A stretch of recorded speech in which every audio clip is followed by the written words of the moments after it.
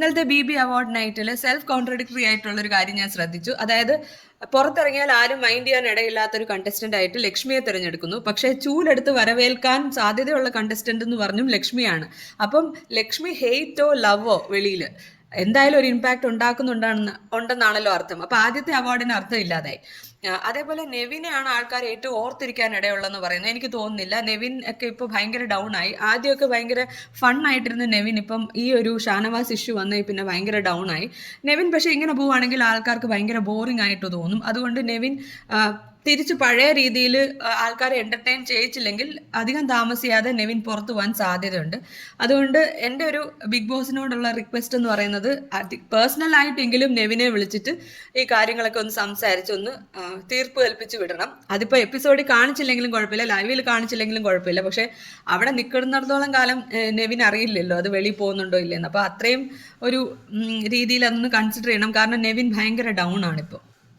പിന്നെ ഷാനവാസ് ഇപ്പം ഒരു പ്രശ്നവും ഇല്ലാതെയാണ് നടക്കുന്നത്. പക്ഷെ ഷാനവാസിന്റെ ഫ്രണ്ട്ഷിപ്പ് അഫക്റ്റ് ചെയ്തിരിക്കുന്നത് അനീഷിനെയാണ്. നോമിനേഷനിലും അത് കാണാനുണ്ടായിരുന്നു. ശരിയാണ്, അനീഷ് ഇവിടെ ഡബിൾ സ്റ്റാൻഡ് എടുക്കുന്നുണ്ട്. ആദിലെ അനീഷ് നോമിനേറ്റ് ചെയ്ത റീസൺ വെച്ചിട്ട് ശരിക്കും ഷാനവാസിനെയും കൂടെ നോമിനേഷനിൽ ഇടായിരുന്നു. പക്ഷേ അനീഷ് ഇപ്പം ഷാനവാസിനെ ഭയങ്കരമായിട്ട് സപ്പോർട്ട് ചെയ്യുന്നു. തെറ്റാണെങ്കിലും ശരിയാണെങ്കിലും ഷാനവാസിനെ സപ്പോർട്ട് ചെയ്താണ് അനീഷ് നടക്കുന്നത്. അത് അനീഷിന് പുറത്തൊരു ഹെയ്റ്റ് ഉണ്ടാക്കാനും സാധ്യതയുണ്ട്. കാരണം ഇപ്പൊ അനീഷ് നല്ലൊരു ലെവലിലാണ് നിൽക്കുന്നത്. ഒറ്റയ്ക്ക് നിന്നപ്പോഴാണ് അനീഷിനെ ആൾക്കാർക്ക് കൂടുതൽ ഇഷ്ടപ്പെട്ടത്. ഷാനവാസിന്റെ കൂടെയുള്ള കോംബോ കൊള്ളാമെങ്കിലും ഇങ്ങനെ ആവശ്യമില്ലാത്തടത്ത് കൂടെ സപ്പോർട്ട് ചെയ്യുന്നതുകൊണ്ട് ആൾക്കാർക്ക് ചെറിയ രീതിയിൽ ഒരു ഇഷ്ടക്കേട് തോന്നാൻ സാധ്യതയുണ്ട്. ആദില ആസ് യൂഷ്വൽ വെറുപ്പിക്കൽ തുടർന്നുകൊണ്ടേ ഇരിക്കുകയാണ്. അനീഷിൻ്റെ അടുത്ത് ഭയങ്കര റൂഡായിട്ട് പെരുമാറുന്നു. അനീഷിൻ്റെ അടുത്ത് മാത്രമാണ് ഇങ്ങനെ പെരുമാറുന്നത്. നേരത്തെ അനുമോളുടെ അടുത്ത് ഇങ്ങനെയൊക്കെ റൂഡായിട്ട് എന്തെങ്കിലുമൊക്കെ പറയുമെങ്കിലും കുറച്ചുകൂടെയൊക്കെ ഒരു റീസൺ വെച്ചിട്ടാണ് പറഞ്ഞുകൊണ്ടിരുന്നത്. പക്ഷെ ഇപ്പോൾ ഒരു കാരണമില്ലാതെ അനീഷിൻ്റെ അടുത്ത് എന്തിനാണ് ഇങ്ങനെയൊക്കെ സംസാരിക്കുന്നത് എനിക്ക് മനസ്സിലാവുന്നില്ല. ശരിക്കും ഗ്രഡ്ജ് വെച്ചിട്ട് പെരുമാറുന്ന ഒരേ ഒരു കണ്ടസ്റ്റന്റ് എനിക്ക് ആദിലായിട്ടാണ് തോന്നുന്നത്.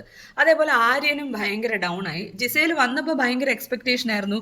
ഹിന്ദി ബിഗ് ബോസിലൊക്കെ പോയ ബോളിവുഡ് ഫിലിംസിലൊക്കെ അഭിനയിച്ചിട്ടുള്ളൊരു താരം എന്ന നിലയിൽ ജിസേൽ ഭയങ്കര സ്മാർട്ട് ആയിരിക്കും എന്ന് വിചാരിച്ചു. പക്ഷെ ആര്യനിലോട്ട് മാത്രം ഒതുങ്ങി. പിന്നെ ഫുഡ് ഉണ്ടാക്കുന്നതിൽ മാത്രമാണ് ജിസേലിൻ്റെ ഒരു ഗെയിം. അപ്പോൾ ജിസേലും അധികം നാൾ നിന്നിട്ട് കാര്യമൊന്നും ഇല്ലാത്തൊരു കണ്ടസ്റ്റന്റ് ആയിട്ടാണ് എനിക്കിപ്പോൾ തോന്നുന്നത്. ആര്യൻ ജിസേലിനെ വിട്ടിട്ട് ഇൻഡിവിജ്വൽ ആയിട്ട് കളിക്കുകയാണെങ്കിൽ ആര്യൻ തന്നെ ഒരു കണ്ടന്റ് ആണ് അവിടെ. അപ്പം ആര്യൻ കുറച്ചുകൂടെ സെൽഫ് റെസ്പെക്റ്റോടെ കളിക്കണമെന്നാണ് എൻ്റെ ഒരു വിഷ്.